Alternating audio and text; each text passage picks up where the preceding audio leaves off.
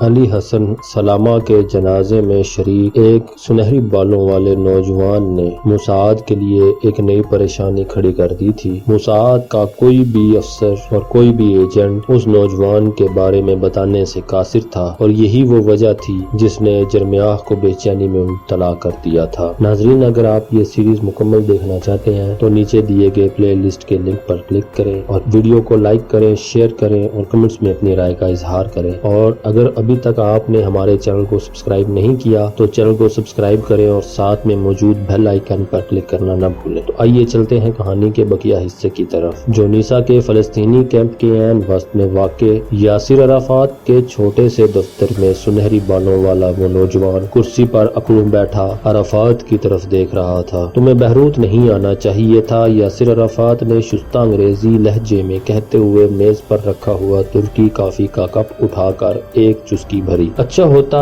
کہ یہاں تم کسی کی نظروں میں نہ آتے، نوجوان نے جواب دینے سے پہلے تاریک شیشوں والا چشمہ اتار لیا۔ اس کی آنکھوں میں ہلکی سی پیلاہٹ تھی، وہ گہری نظروں سے یاسر عرفات کی طرف دیکھ رہا تھا۔ مجھے آنا ہی تھا، بالآخر اس کے ہونٹوں کو جنبش ہوئی، اس کے لہجے میں سردموری نمایاں تھی۔ علی مجھے جان سے بھی زیادہ عزیز تھا۔ وہ خاموش ہو کر کمرے کی دیوار کو گھورنے لگا۔ یہاں فلسطین کے پرچم اور پوسٹر اور مرحوم حریت پسند لیڈروں کی تصاویر آویزاں تھیں۔ ایک دیوار کے سہارے کلاشنکوف ایستادہ دیکھ کر اس کے ہونٹوں پر خفیف سی مسکراہٹ آ گئی۔ وہ آتشی اسلحہ کے معاملے میں یاسر عرفات کی پسند کا معترف تھا۔ وہ ان کے استعمال کا ڈھنگ بھی جانتا تھا۔ اس کے خیال میں یاسر عرفات سے بہتر فائٹر اس دنیا میں کوئی نہیں ہو سکتا۔ آج تک کسی کو معلوم نہیں ہو سکا کہ آپریشن میونخ میں تمہارا بھی ہاتھ تھا، یاسر نے کہتے ہوئے خالی کپ رکھ دیا اور دونوں کوہنیاں میز پر ٹکا کر ہاتھوں کی انگلیاں آپس میں پھنسا دی۔ انہیں تو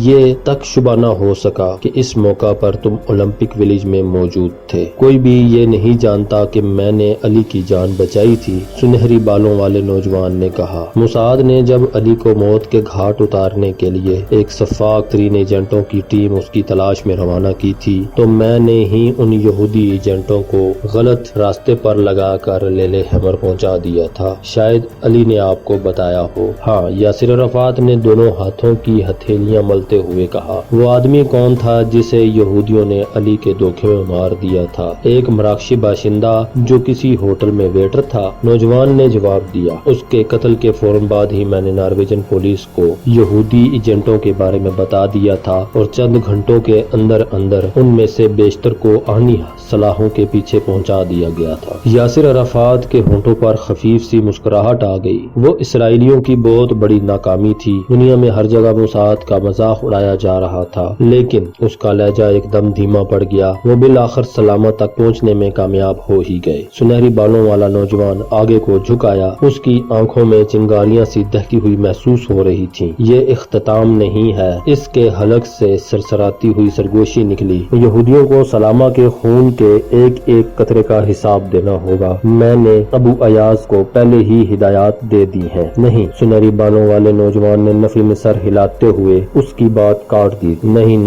یہودیوں سے علی کے خون کا حساب آپ کے آدمی نہیں لیں گے۔ انتقام کے لیے وہ روایتی طریقہ اختیار نہیں کیا جائے گا جو اب تک مروج رہا ہے۔ وہ اس دنیا میں میرا واحد دوست تھا جسے یہودی کتوں نے مجھ سے چھین لیا۔ اس کے خون کا بدلہ میں خود لوں گا۔ ابھی مجھے ان سے ایک اور بھی ذاتی حساب چکانا ہے۔ میں ان سے ایسا بھیانک انتقام لوں گا کہ دنیا انگشت بدندہ رہ جائے گی، لیکن اس کے لیے بہت مہارت اور باریک بینی سے منصوبہ بندی کرنی ہوگی۔ ایک فرانسیسی کہاوت ہے کہ انتقام ایک ایسی ڈش ہے جسے ٹھنڈا کر کے کھانا چاہیے۔ میرا خیال ہے کہ ہم سلامہ کے قاتلوں کو تلاش کر سکتے ہیں۔ یاسر عرفات بولا۔ نہیں، سنہری بالوں والے نے ایک بار پھر نفی میں سر ہلا دیا۔ صرف قاتلوں سے نہیں، میں دنیا کے ہر یہودی سے انتقام لوں گا۔ وہ خاموش ہو گیا، لیکن یاسر عرفات کی آنکھوں میں الجھن دیکھ کر اس نے بات جاری رکھی۔ شاید آپ مجھے پاگل سمجھ رہے ہیں، لیکن یقین کیجئے میں پوری طرح اپنے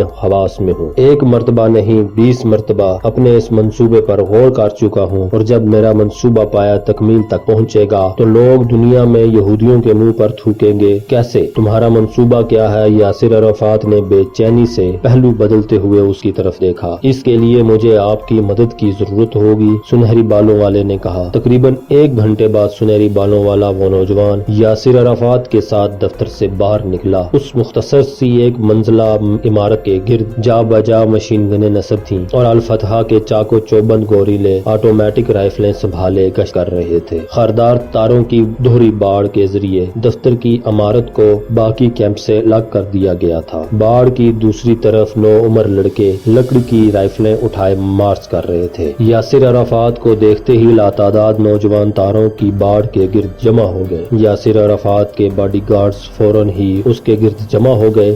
یاسر عرفات سنہری بالوں والے نوجوان کے ساتھ چلتا ہوا کار کے قریب پہنچ کر رک گیا۔ اسے ایئرپورٹ چھوڑاؤ فواد، یاسر نے اپنے ڈرائیور کو کہتے ہوئے نوجوان کو سینے سے لٹا لیا اور اس کے رخساروں پر بوسے دینے لگا۔ یاد رکھیے، نوجوان نے یاسر کے کنوں پر ہاتھ رکھتے ہوئے کہا، یہ ہمارا یہودیوں سے آخری انتقام ہوگا۔ ایسا خوفناک انتقام کی دنیا لرز اٹھے گی، لیکن اس منصوبے پر عمل درآمد کے لیے تمہیں ایک یہودی کی ضرورت ہوگی۔ یاسر عرفات نے اس کے چہرے پر نظریں جماتے ہوئے کہا۔ اس سلسلے میں پریشان ہونے کی ضرورت نہیں۔ سنہری بالوں والے نوجوان کے چہرے پر مسکراہٹ آ گئی۔ ایسا ایک یہودی میرے ذہن میں ہے اور مجھے یقین ہے کہ وہ انکار نہیں کرے گا اور اس کے بعد سب کچھ بدل جائے گا۔ یاسر عرفات نے اس مرتبہ محض سر ہلانے پر ہی اکتفا کیا تھا۔ سنہری بالوں والا نوجوان سیاہ مرسڈیز میں بیٹھ گیا اور مرسڈیز فوراً ہی حرکت میں آ گئی۔ ناظرین، اگر آپ کو یہ ہماری ویڈیو پسند آئی تو لائک کریں، شیئر کریں اور کمنٹس میں اپنی رائے کا اظہار کریں، اور اگر اب تک آپ نے چینل کو سبسکرائب نہیں کیا تو چینل کو سبسکرائب کریں اور ساتھ میں موجود بیل آئیکن پر کلک کرنا نہ بھولیں۔